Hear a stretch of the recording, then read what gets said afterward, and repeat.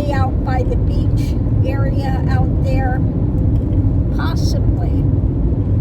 But you know, right in San Francisco proper, the streets are like this, you know. You're like sidewalk. They are so steep. Now I have stayed there before, overnight out by the oh, what do you call it?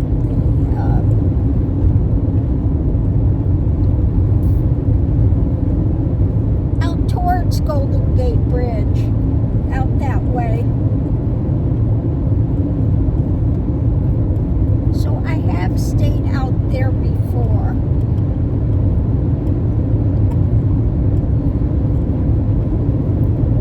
And usually when I'm in this area, I'll go down to San Bruno because I know an area there that I can park overnight. Only because I grew up. My high school was in San Bruno, Cappuccino. Go Mustangs. So I do know a place there that I can park. And I'm still amazed that YouTube is in San Bruno. Crazy, that's crazy. But yep, I know YouTube is located on Cherry Avenue down in San Bruno.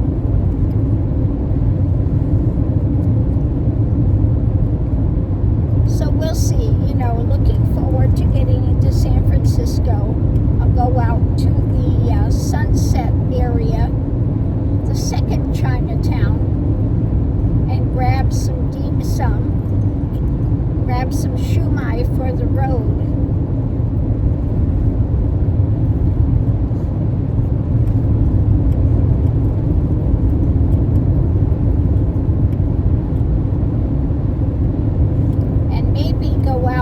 Japantown and go up and grab me something for dinner, maybe some donburi, something, you know, that I don't get to have in New Mexico.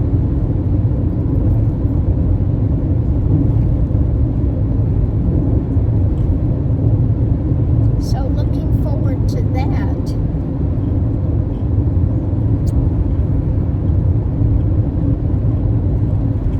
See.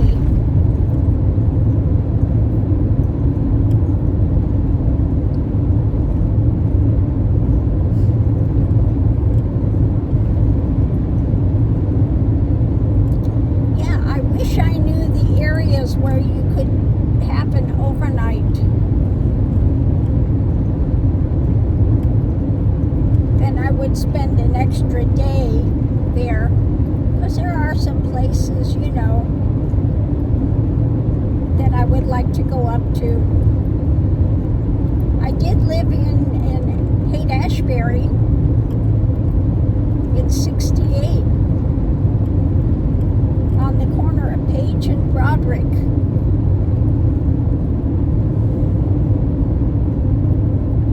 So, you know, I would like to go up and visit that area again. And although last time I went, it was so congested up there that there was no place to park. It was crazy. I was just thinking of different things there. The first time the mind ever stilled, I was in having a latte.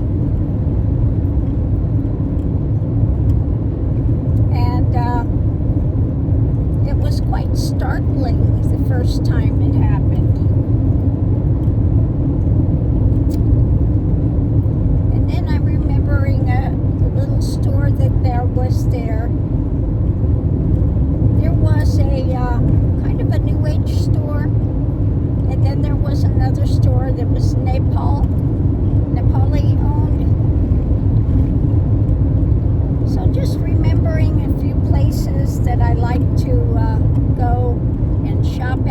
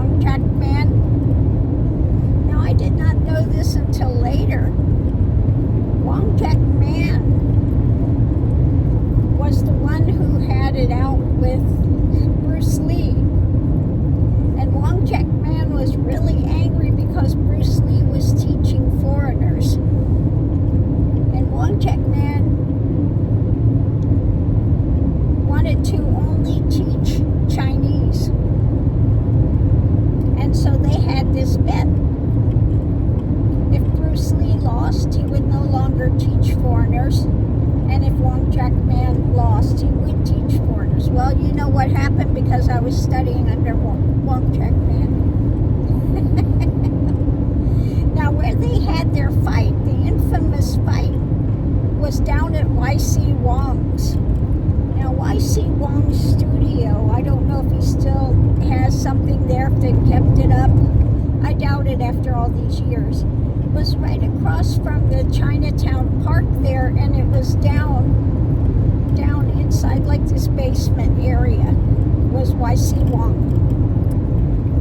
And that's where they had their famous duking it out.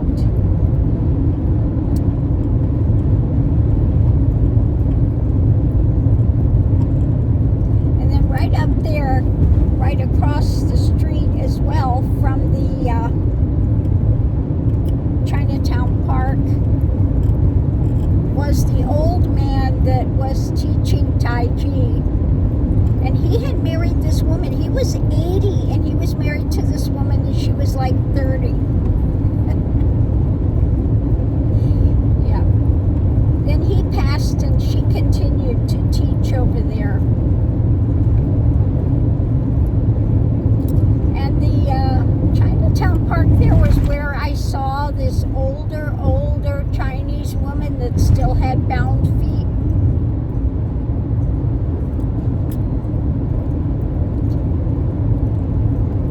And she was wearing, the old style, the cap with a little jade piece on the front of it, and had her bound feet.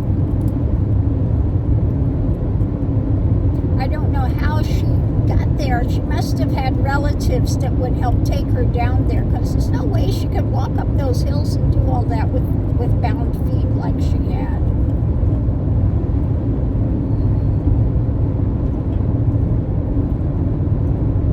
But yeah, I've had lots of adventures and stuff. I lived at the I Hotel before they tore it down. That was horrible when they tore it down. It was a lot of, older Chinese and a lot of Filipino people that were living there. We had a communal kitchen. Okay, it was a communal kitchen that we used. But then they wanted to tear it down. Said they were going to build something. They didn't build anything there. They just leveled it and got rid of homes for all those people. And they did nothing with it. It sat there for like 20 years after they tore it down.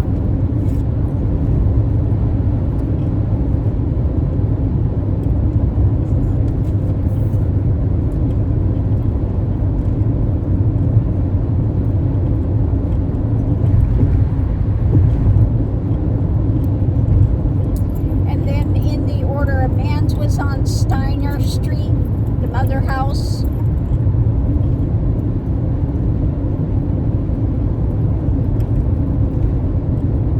Yeah, I've got a lot of living and memories up in that area.